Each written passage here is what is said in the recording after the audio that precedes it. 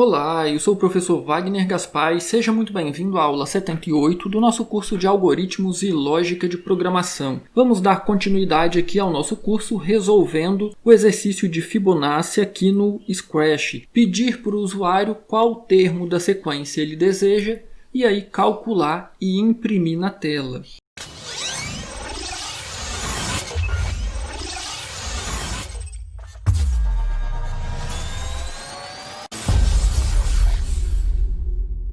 É interessante que você tenha rabiscado num papel aí o fluxograma para a gente seguir passo a passo o fluxograma que foi desenvolvido na aula passada.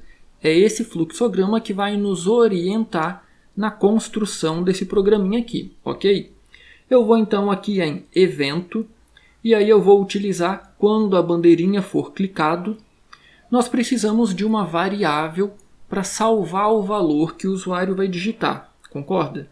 Então eu vou em variáveis, eu vou renomear essa variável para n, o enésimo termo que o usuário vai pedir. E aí vamos então utilizar o sensor aqui, pergunte, para pedir para o usuário qual termo ele deseja. Qual termo deseja calcular?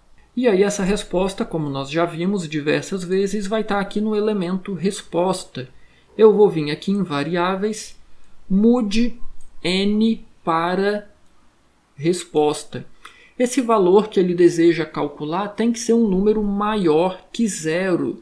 Então, nós vamos precisar fazer aqui uma verificação. Eu vou pegar aqui na abinha controle, o nosso repita, e isso aqui vai ficar dentro de uma repetição. E aí, vamos inicializar a nossa variável n com 0. E aí, qual teste que eu faço aqui agora? Perceba, nós queremos um valor maior que 0. Então, eu quero que isso aqui repita. Repita até que n seja maior que 0. Então, é esta instrução de comparação aqui que nós vamos utilizar. Eu vou então pegar a minha variável n e eu quero que n seja maior que 0. Como nós inicializamos n com 0, 0 é maior do que 0, falso, ele vai entrar e vai fazer isso aqui. Se o usuário digitar 0 novamente ou negativo, ele vai testar. O número que o usuário digitou é maior do que 0, vai dar falso novamente, ele vai continuar aqui. Então é exatamente isso que nós queremos, garantir que n seja um valor maior que 0. Quando essa nossa repetição terminar, e aí vamos seguir passo a passo o nosso fluxograma. Antes de fazer qualquer cálculo, a gente precisa verificar se o n que o usuário digitou é 1 ou 2. Por quê? Porque se for 1, nós já sabemos qual é o primeiro termo da sequência, é o 0. Assim como, se for 2, nós também já sabemos qual é o segundo termo da sequência, é o 1. Então, vamos fazer por partes. Vamos em controle. Eu vou pegar um se se não e eu vou verificar se n é igual a 1. Vamos pegar aqui o nosso operador de igualdade. E aí eu vou clicar com o botão direito aqui sobre o n, vou duplicar e aí eu vou pegar ele para colocar aqui. Eu não quero executar ainda. Se n for igual a 1, nós então vamos imprimir na tela o primeiro termo, que é o 0.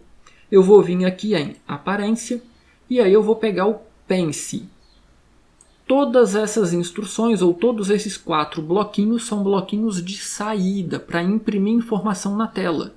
Então, eu vou colocar aqui apenas o número 0. Eu quero que fique por 5 segundos. Contudo, esse teste pode dar falso, então nós viremos para o se não. E aí o que eu vou fazer aqui?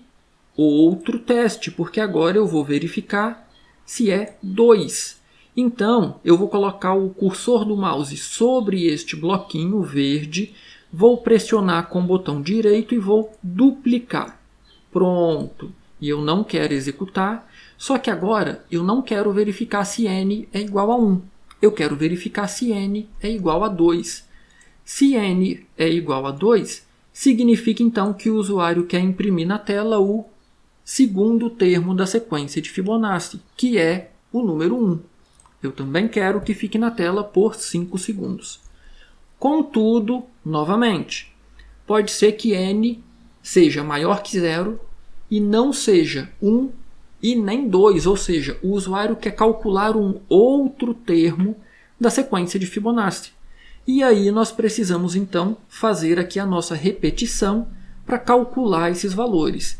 Vamos por partes aqui. Lembra lá no nosso fluxograma que nós temos 3 variáveis, A, B e C? Vamos criar essas variáveis aqui? Eu vou criar aqui então a variável A, vou pressionar em OK. Vou criar também a variável B, vou pressionar em OK.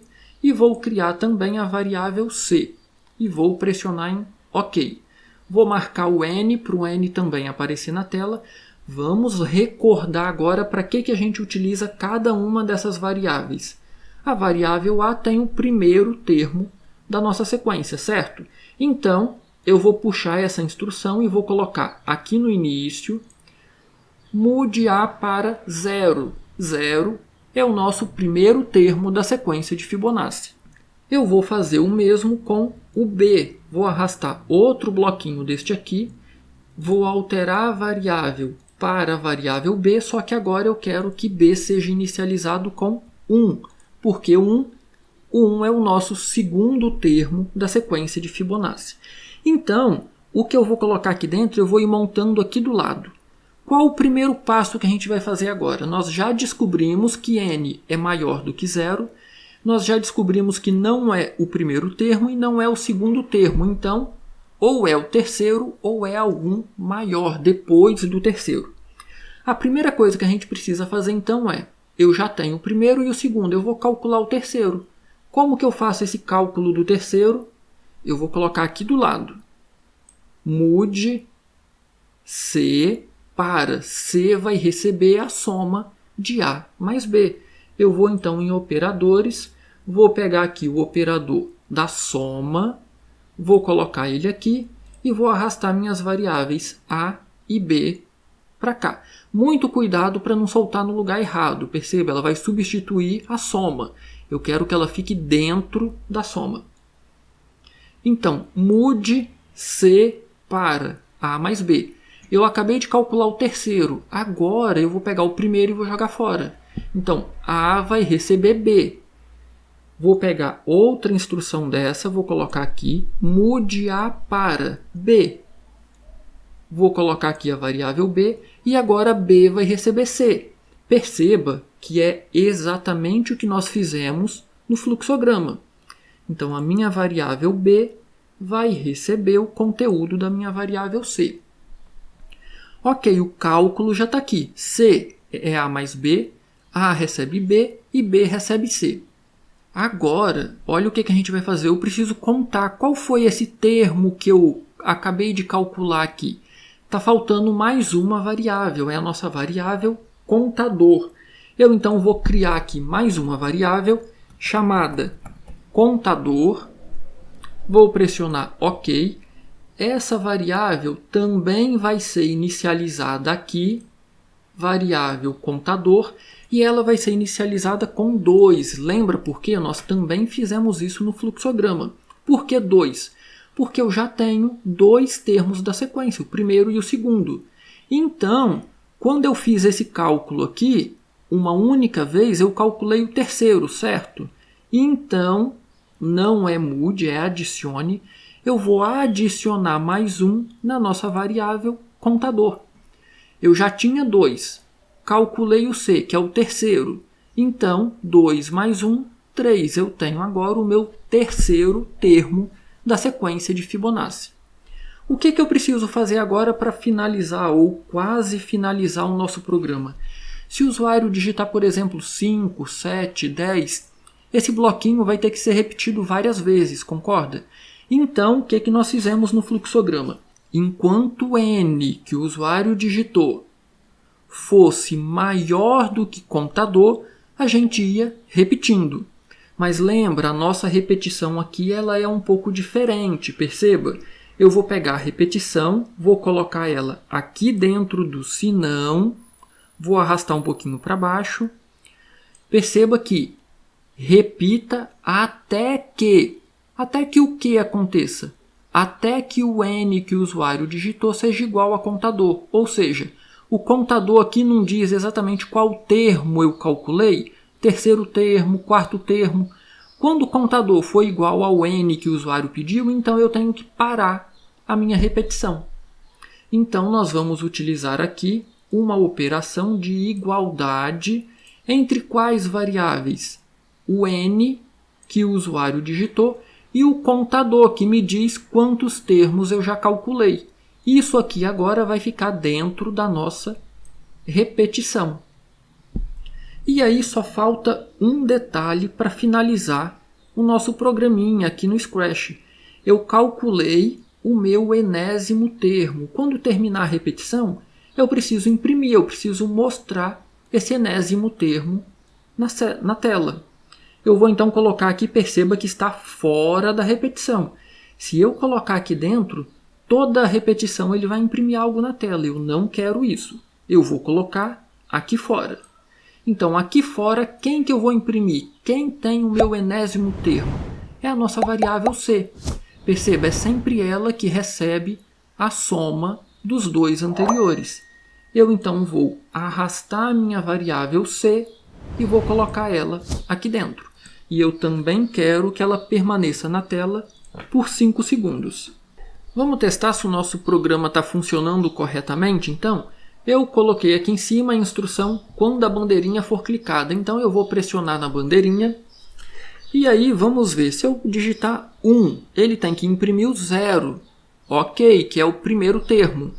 Agora, eu vou então clicar novamente e vou digitar o 2. O 2, ele tem que imprimir 1. Ok. Eu vou pressionar a bandeirinha novamente e eu vou digitar agora 5. O quinto termo da sequência de Fibonacci é o número 3.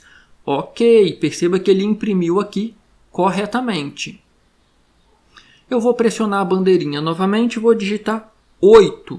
O oitavo termo da sequência de Fibonacci é o 13. E aí perceba que ele imprimiu aqui o 13 corretamente.